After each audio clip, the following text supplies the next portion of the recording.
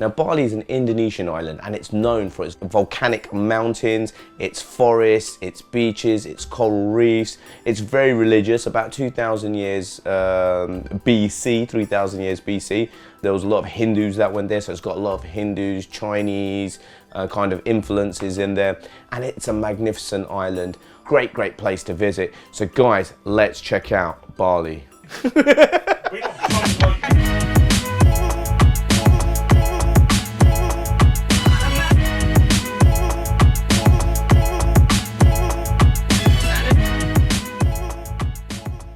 Bali is a 23-hour flight. That is a long flight, so brace yourselves if you're going to Bali from London. It was a fun flight, bit of turbulence, but in fairness, I went with Singapore Airlines, which is a fantastic airline.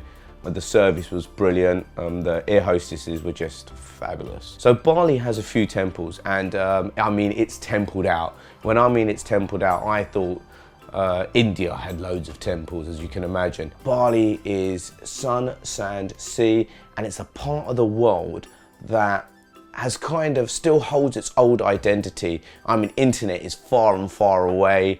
You can actually take your phone, turn it off, throw it away, and not think twice and just take in the beauty of Bali. And hence why I think this is one of the most important videos I'm going to do, because everyone needs a retreat, and Bali is known for its yoga. Yeah, the only yoga I do is drink. So guys, one of the temples I visited was called Lot. Now, Lot was an amazing temple.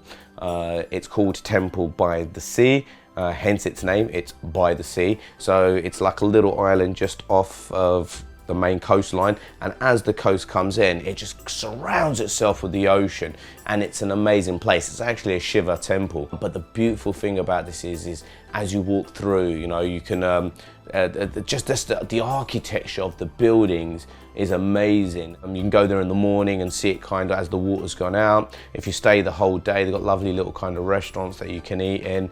And you see the sunset, and there's a sunset point there which is beautiful. It's absolutely amazing, and it's amazing just to go and visit. The priests are really nice there. Now I'm having a blessing. This blessing, as you can see, well, I thought I was just going to get blessed by the holy water, which I did, and it was really nice. Then the bloody priest asked me for a couple of bloody rupees, which I wasn't expecting, so that skint me out a bit. But hey, it was well worth it, getting the blessing of the gods. One of the ancient things about this temple is that it's actually protected by these lovely snakes, as you can see in the video here. These snakes apparently come out at night and protect the temple. I think that's probably just folklore story. I didn't see these snakes, apart from these three people who held snakes and said, pay 15 Indonesian rupiahs, just take a picture of it. Yeah, so that was the Lot, Temple by the Sea. Another one of the most amazing temples there is the Goja Temple. The Goja Temple is a Ganesh temple, and it's in a cave. It's basically a temple in a cave, and it's really amazing. You go through this massive cave, you see a shrine to Ganesh, who's the elephant god for those of you who don't know, who apparently I resemble because of my nose. I don't see it, but you get where I'm coming from. Guys, it's an amazing place, and you have to go to the Goja Temple. One of the most nicest places I visited was the Vishnu Temple, and it's like an international park. You have to get a bus up there. It's absolutely amazing, purely because the weather in Bali is so amazing that you're on these hills, and when you're looking at this Vishnu temple, it's so high up. It's 98 feet higher than, this is an interesting fact, the Vishnu temple is 98 feet higher than the Statue of Liberty. That's how big this building was, and it was amazing just to go and see all the traditional dancing. So it's definitely worth going to visit this, guys. One of the most nicest temples that I visited in Bali was Trita Emol. Now, Trita Emol is an old ancient temple within Bali, which has healing properties, basically. Whether it healed me or not, I don't know.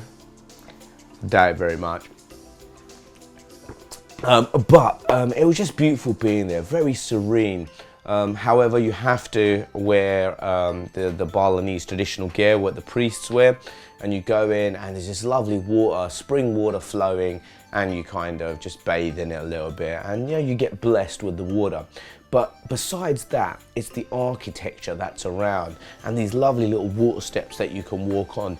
And like I keep saying, Bali is one of them islands, one of them islands I should say, which is still very in the old ancient traditional world, which is so beautiful, whereas everywhere you go is high rises, big buildings, traffic, jumping on trains, people pushing past you, and you don't have any of that Bali. You can actually sit back and relax.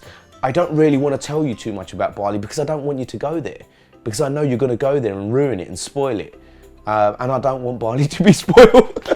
I can't say that really, can I? But you get what I'm trying to say. It's such a beautiful place, and it should remain beautiful.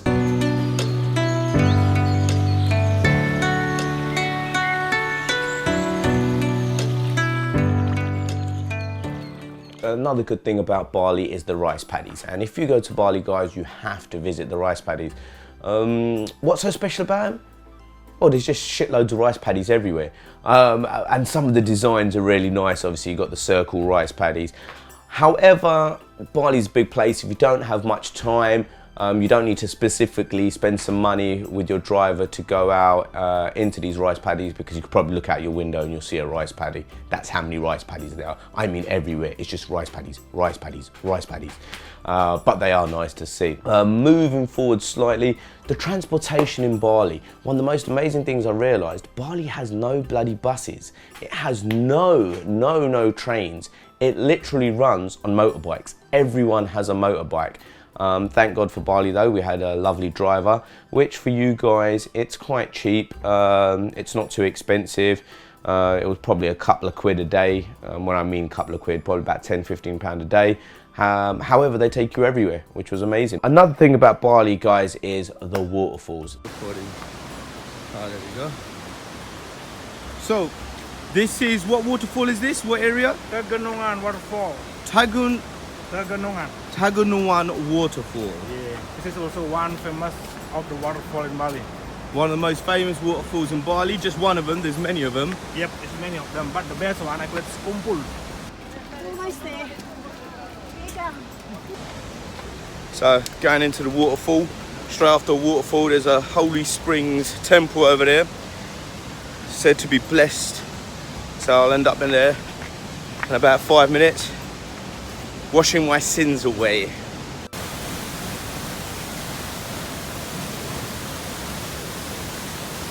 Beautiful spots there.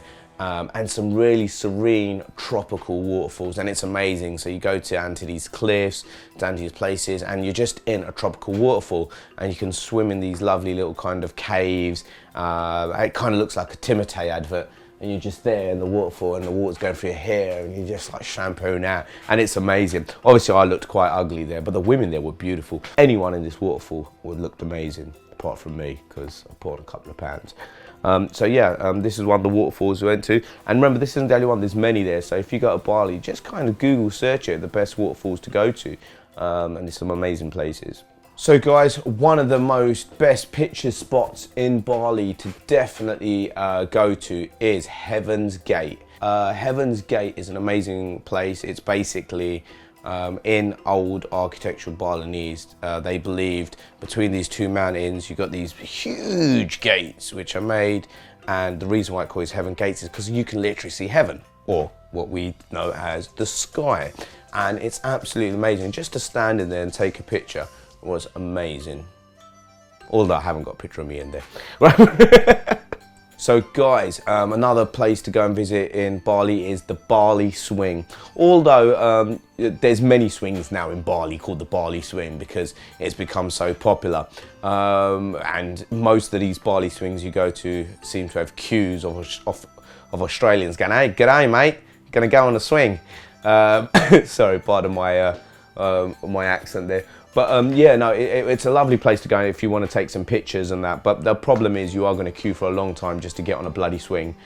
Just go to Valentine's Park in Ilford, plenty of swings there. But it is picturesque, and you're just going over lovely palm trees.